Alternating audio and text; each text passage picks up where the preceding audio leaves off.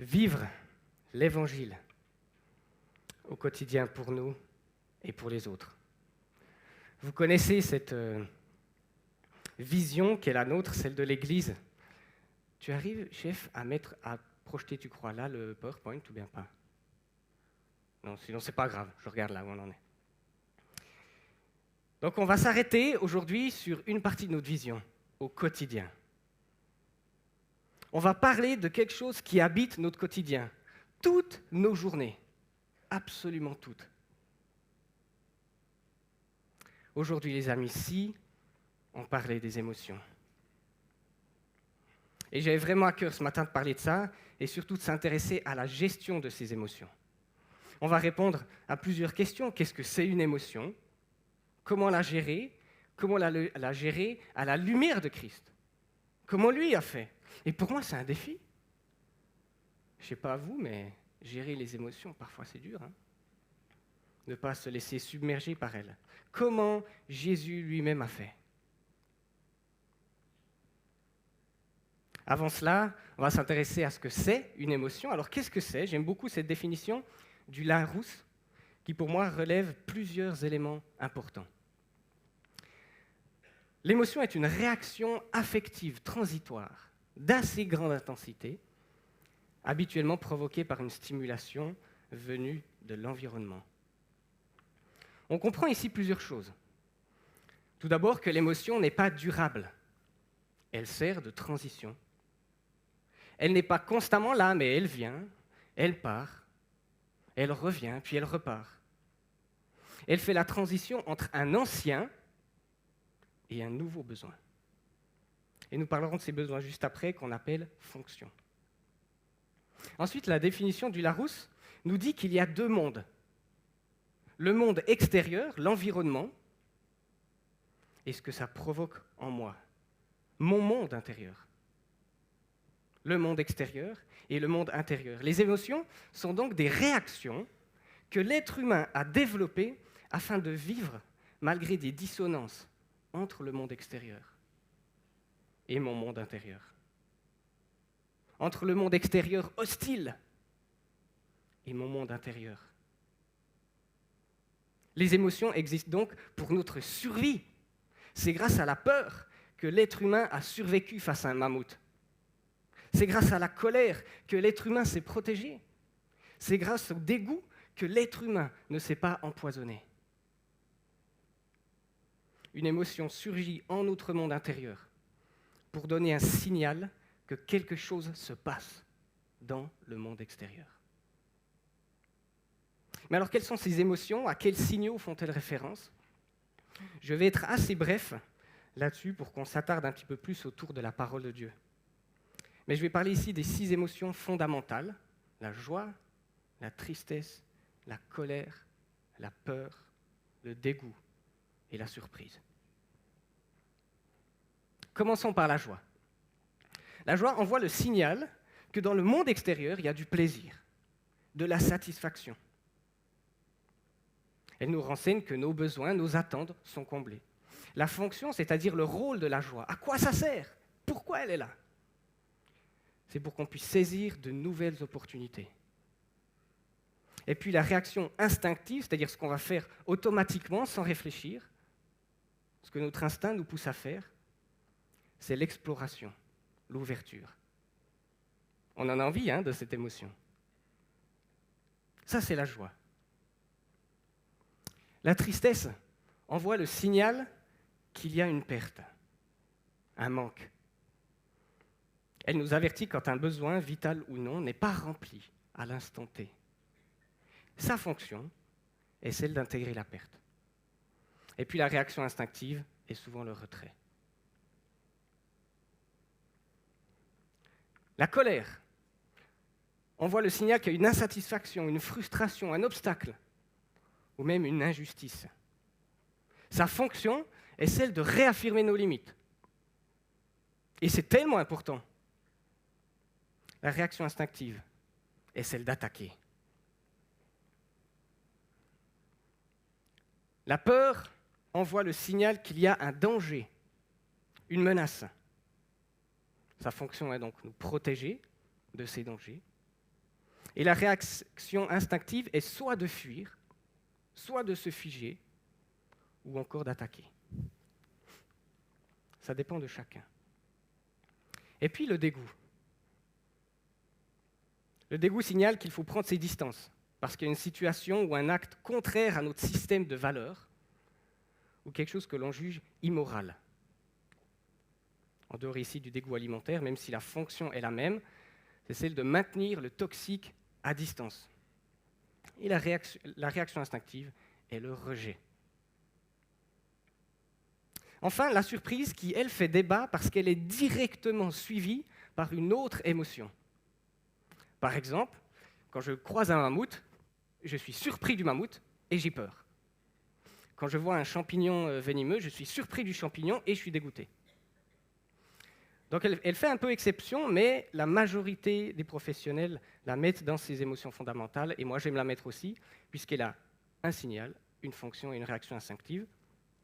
Le signal étant qu'il y a un imprévu, que nous sommes déstabilisés.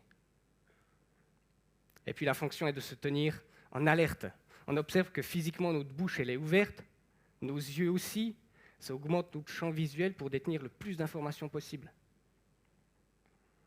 Et la réaction instinctive est l'immobilisation. Voilà un petit peu les 6 émotions, très brièvement. Mais pour moi, le but ici, c'est qu'on comprenne que les émotions sont bonnes et qu'elles existent pour notre survie, qu'elles sont essentielles, ces émotions. Et heureusement qu'on les a. Merci Seigneur pour ces émotions. Mais alors comment lui, Jésus, a-t-il réagi ? Parce que Jésus était pleinement homme et il a pleinement vécu les émotions. Mais comment a-t-il fait pour ne pas pécher ? J'aurai bien sûr pas le temps d'aborder les 6 émotions ici, je vais en aborder 3, celles qui me paraissent le plus difficiles à gérer. La peur, la tristesse et la colère. Comment Jésus a-t-il fait pour gérer ces émotions ? Commençons par la peur. La peur que Jésus a ressentie au jardin de Gethsémane. Cet événement qui a lieu juste avant que Jésus se fasse arrêter, puis juger, et enfin crucifié. Dans Matthieu 26. Là-dessus, Jésus se rendit avec eux, donc les disciples, dans un endroit appelé Gethsémane. Et il dit aux disciples, « Asseyez-vous ici, pendant que je m'éloignerai pour prier. » Il prit avec lui Pierre et les 2 fils de Zébédée, et il commença à être saisi de tristesse et d'angoisse. Il leur dit alors, « Mon âme est triste à en mourir, restez ici et veillez avec moi. » Puis il avança de quelques pas, se jeta le visage contre terre et fit cette prière, « Mon Père, si cela est possible, que cette coupe s'éloigne de moi. Toutefois, non pas ce que je veux, mais ce que tu veux. » Il revint vers les disciples qu'il trouva endormis et dit à Pierre, « Vous n'avez donc pas pu rester éveillés une seule heure avec moi ? Restez vigilants et priez pour ne pas céder à la tentation. »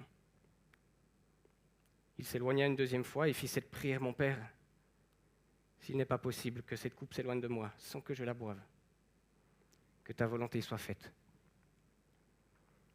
Il revint et les trouva encore endormis car ils avaient les paupières lourdes. Il les quitta, s'éloigna de nouveau et pria pour la 3e fois, répétant les mêmes paroles. Dans Luc 2, il nous est même raconté que Jésus transpirait des gouttes de sang, tellement il avait peur. Les amis, je ne crois pas qu'on se rend compte de la peur que Jésus a vécue. Une peur extrême que j'espère ne jamais connaître. La Bible parle même d'angoisse. Mais en réalité, c'est un sentiment lié à l'émotion de la peur. C'est pour ça que je parle de ça ici. Et ce que je constate dans le texte, c'est que Jésus a géré sa peur en 3 phases. Il a commencé par s'entourer d'autres personnes qui prient et veillent. On le voit au verset 37, il prit avec lui Pierre et les 2 fils de Zébédée et il commença à être saisi de tristesse et d'angoisse. Il leur dit alors, « Mon âme est triste à en mourir, restez ici et veillez avec moi. » Jésus ne s'isole pas tout seul, il a besoin d'amis qui le soutiennent, qui prient pour lui. Il a compris combien c'est important. Il a besoin d'un soutien dans la prière et de gens qui veillent sur lui. Littéralement, qui portent une attention stricte. Ce n'est pas simplement prier, mais être dans l'écoute spirituelle, la prise de position. C'est prier et avoir une attention stricte envers Dieu. Nous aussi, nous en avons tellement besoin. Avoir des amis qui intercèdent pour nous, qui prient quand nous sommes dans la peur, c'est tellement important. Ayez un groupe de maison, un groupe de prière, même sur WhatsApp, avec des gens qui sauront prier pour vous et veiller avec vous. Beaucoup d'entre vous le savent, je suis aumônier à la Fontanelle, un foyer filles. J'ai tellement peur quand j'y vais. Qu'est-ce qui va me tomber dessus, Seigneur? Quelles questions elles vont me poser que je ne saurais pas répondre? Et j'ai un groupe WhatsApp de gens qui prient pour moi et qui veillent avec moi. Et ça fait toute la différence. Une fois que Dieu s'est entouré d'autres personnes qui prient et veillent, Jésus adresse sa demande à Dieu. Il adresse son cri. Puis il avança de quelques pas, se jeta le visage contre terre et fit cette prière. « Mon Père, si cela est possible, que cette coupe s'éloigne de moi. » Ce verset me touche tellement, il se jette le visage contre terre. Littéralement, il s'écroule ou il est jeté à terre. Il a tellement peur qu'il ne tient plus debout. Il s'écroule, il est jeté à terre. Les jambes ne le tiennent plus. Et Jésus exprime son souhait le plus profond, celui d'échapper à la mort, à la crucifixion. Que la coupe de la douleur s'éloigne de sa vie. Une phrase, mais un cri assourdissant. Une phrase, mais un cri de détresse et de peur extrême. Une phrase, mais qui exprime ici toute l'humanité de Jésus et son envie de fuir sa souffrance immense qui l'attend. Il est bon, les amis, de crier à Dieu. Il est bon et juste d'exprimer nos désirs les plus profonds. Il savait, Jésus, qu'il n'y échapperait pas. Pourtant, il l'a crié à son Père. Il est bon de dire « Seigneur, j'ai tellement peur.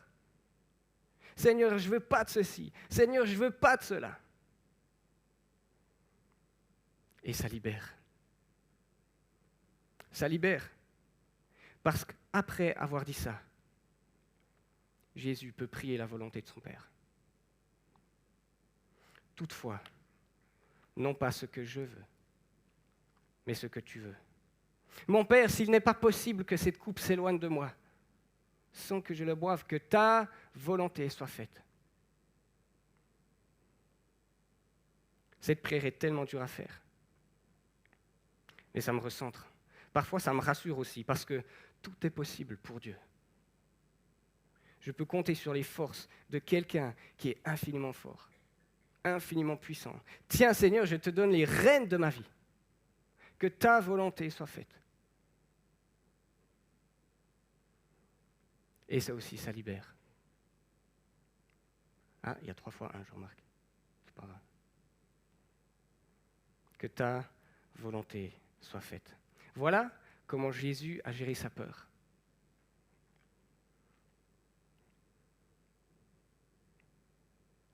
Parlons à présent de la tristesse. Face à la mort de son ami Lazare. Marie arriva à l'endroit où était Jésus. Quand elle le vit, elle tomba à ses pieds et lui dit « Seigneur, si tu avais été ici, mon frère ne serait pas mort. » En la voyant pleurer, elle et les Juifs venus avec elle, Jésus fut profondément indigné et bouleversé. Il dit « Où l'avez-vous mis ?» Seigneur, lui répondit-on, « Viens et tu verras. » Jésus pleura. Jésus, de nouveau profondément indigné, se rendit au tombeau. C'était une grotte, une pierre fermait l'entrée. Jésus dit, « Enlevez la pierre. » Marthe, la sœur du mort, lui dit, « Seigneur, il sent déjà, car il y a 4 jours qu'il est là. » Jésus lui dit, « Ne t'ai-je pas dit que si tu crois, tu verras la gloire de Dieu ?» Ils enlevèrent donc la pierre de l'endroit où le mort avait été déposé. Jésus leva alors les yeux et dit, « Père, je te remercie de ce que tu m'as écouté. Pour ma part, je savais que tu m'écoutes toujours, mais j'ai parlé à cause de la foule qui m'entoure, afin qu'ils croient que c'est toi qui m'as envoyé. » Après avoir dit cela, il cria d'une voix forte, « Lazare, sors !»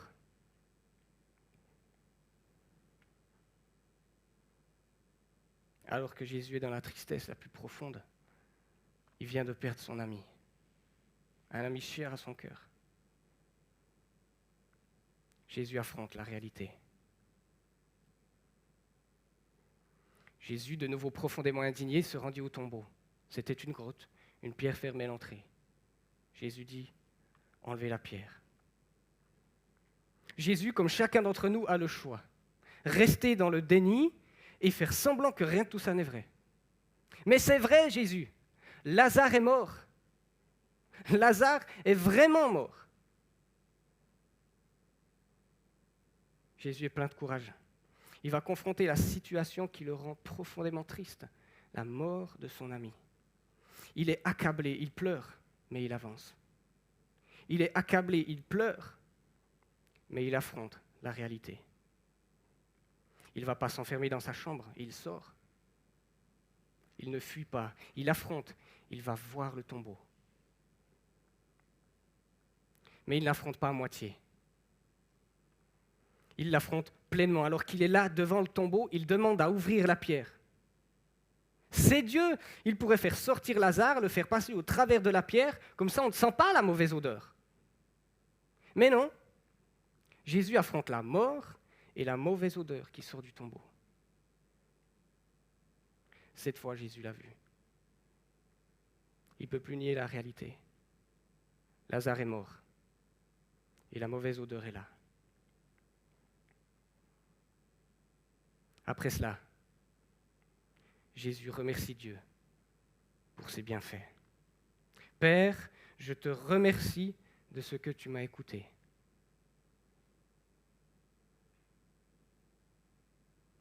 Bien que Jésus fasse cette prière pour nous, ce qui me frappe le plus, ce n'est pas qu'il demande à Dieu son Père de ressusciter Lazare ici. Il le remercie d'abord. Attends Jésus, pour l'instant, Dieu n'a rien fait d'autre que laisser Lazare mourir. Pourquoi tu le remercies ? Ressuscite-le et après on dira merci. Mais Jésus remercie son Père pour les bienfaits à venir. Malgré la réalité de la mort de son ami, Jésus n'a pas oublié la bonté de son Père. Dans la plus grande tristesse, face à la mort, face au deuil, Jésus remercie Dieu. Nous aussi, les amis, nous devons suivre cet exemple. Après avoir affronté la réalité, nous devons, même dans l'épreuve, remercier Dieu pour sa bonté et sa fidélité. Ça ne veut pas dire que ça ne sera pas dur. Ça ne veut pas dire que je n'ai pas le droit d'être fâché. Je peux l'être. Mais la louange à Dieu doit vaincre toute circonstance. Une fois que Jésus a affronté la réalité, une fois qu'il a remercié Dieu pour ses bienfaits à venir,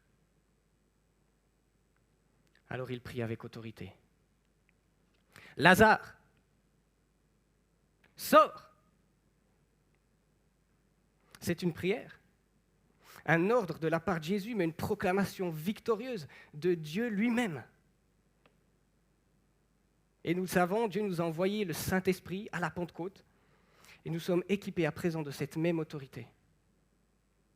Nous devons prier, proclamer la victoire de notre Dieu. Pas parce que c'est magique, pas non plus parce que Dieu y répondra forcément, non. Mais prier pour ne pas rester captif de la tristesse. Prier pour proclamer une espérance. Prier pour être dépendant de Dieu et de Dieu seul. Voilà, les amis, comment Jésus a géré son émotion de la tristesse. Et je trouve cela tellement inspirant.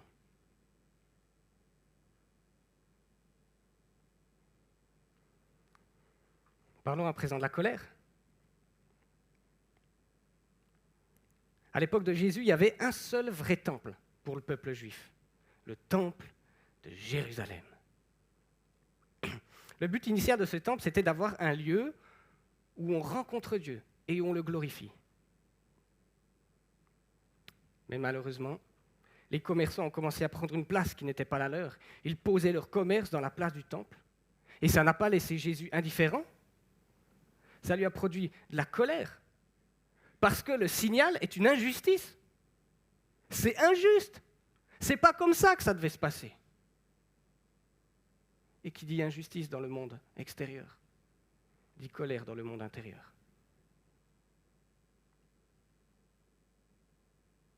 Mais ce texte m'intrigue tellement, on va le lire. Comment Jésus a-t-il fait pour ne pas pécher alors qu'il était en colère? Et moi, je sais que c'est là où j'ai le plus grand risque de pécher, dans la colère. C'est pour moi tellement dur. Comment lui, Jésus, a-t-il fait? Ils arrivèrent à Jérusalem et Jésus entra dans le temple. Il se mit à chasser ceux qui vendaient et qui achetaient dans le temple. Et il renversa les tables des changeurs de monnaie et les sièges des vendeurs de pigeons. Il ne laissait personne transporter un objet à travers le temple. Et il les enseignait en disant « N'est-il pas écrit, mon temple sera appelé une maison de prière pour toutes les nations. Mais vous, vous en avez fait une caverne de voleurs. » Comment Jésus a-t-il fait pour ne pas pécher? Jésus a commencé, les amis, par préserver les personnes. On le voit ici, il se mit à chasser ceux qui vendaient et qui achetaient dans le temple. Jésus, sans qu'on ne le sache comment, il chasse, il expulse les vendeurs, mais sans péché. Il ne les frappe pas, il ne les insulte pas, il ne fait rien de mal.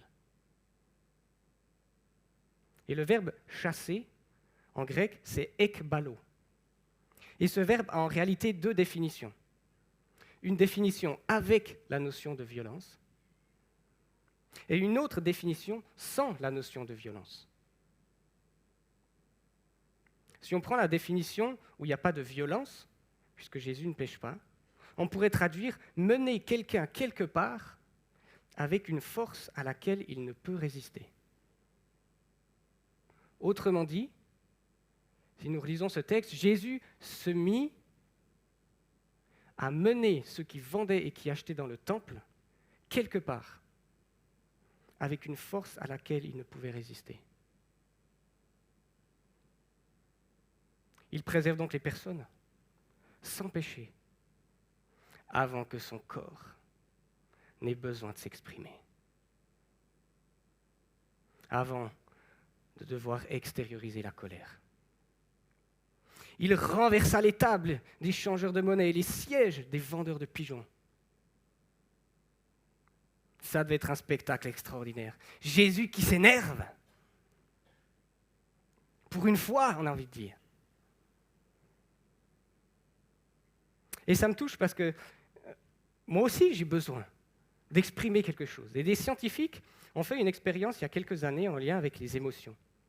Ils ont mis des hommes et des femmes dans une IRM et ont mesuré le taux d'activité du corps en fonction de l'émotion vécue. Dans l'IRM, ils affichaient simplement des images qui provoquaient chez les individus certaines émotions. Voici les zones d'activation pour l'émotion de la colère.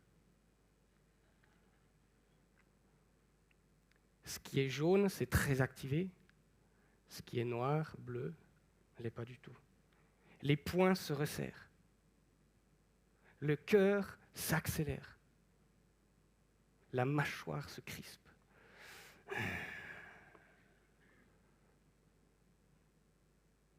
En bref, tout le haut du corps est en tension. Qu'on le veuille ou non, Jésus était humain.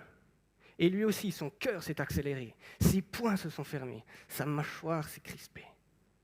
Il était en colère. Et cela, il faut que ça sorte. Jésus en avait besoin. Alors il jette les tables. Il renverse. Si Jésus en avait besoin, je crois aussi en avoir besoin. Alors je vous invite à réfléchir et à se poser la question suivante. Comment puis-je extérioriser ma colère sans pécher contre Dieu et contre les autres? Et tout l'enjeu de la colère est là, les amis.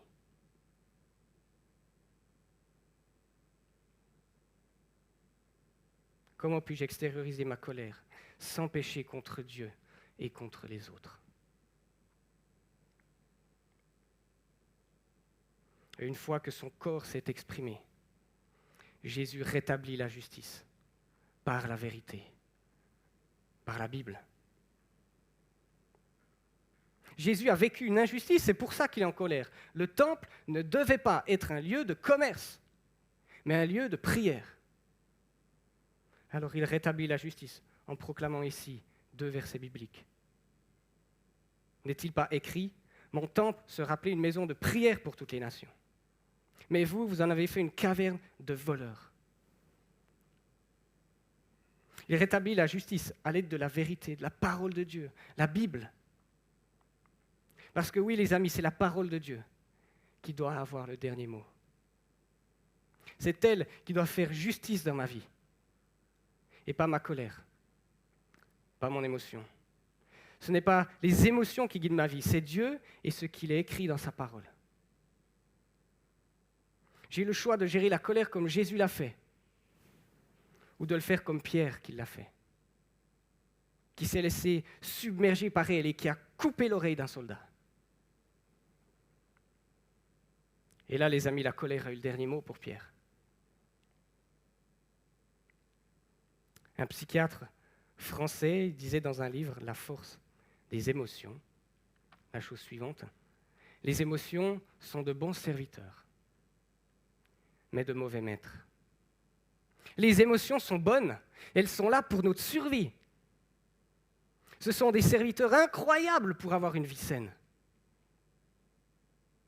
Mais ce ne sont pas elles qui doivent dicter nos choix, dicter notre spiritualité. La vérité appartient à Dieu et à Dieu seul.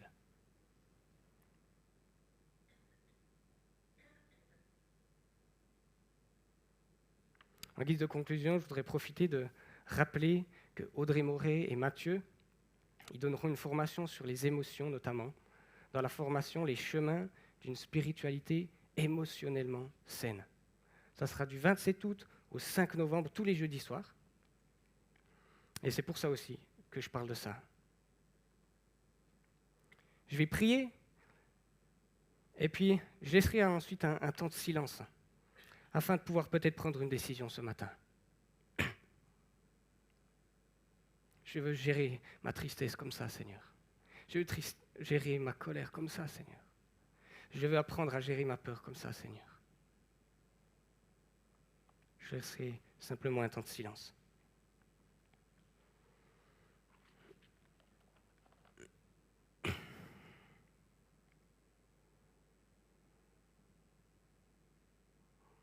Oh Seigneur notre Dieu, merci. Merci de nous avoir donné des émotions. Quel cadeau, Seigneur. Merci de nous avoir donné un signal en nous qui nous fait comprendre qu'il se passe quelque chose dehors. Merci parce que ça nous aide à faire le deuil. Merci parce que ça nous aide à réaffirmer nos limites. Merci Seigneur pour ces émotions. Merci Jésus à toi de nous avoir montré l'exemple d'une gestion émotionnelle tellement saine. Et Seigneur, en mon nom, au nom de la communauté, on veut te demander pardon. Pardon, Seigneur, pour toutes les fois où nous avons péché contre toi, dans la gestion de nos émotions. Pardon pour toutes les fois où nous avons péché contre les autres. Te demandons pardon, Seigneur.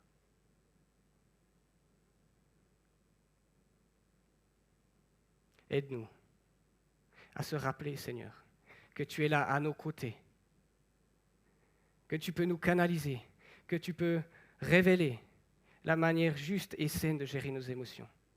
Alors Seigneur, je te prie pour ceux qui sont là, ceux qui nous écoutent en streaming. Aide-nous, Seigneur, à gérer les émotions comme toi tu le veux. Que ta volonté soit faite, Seigneur, dans nos vies.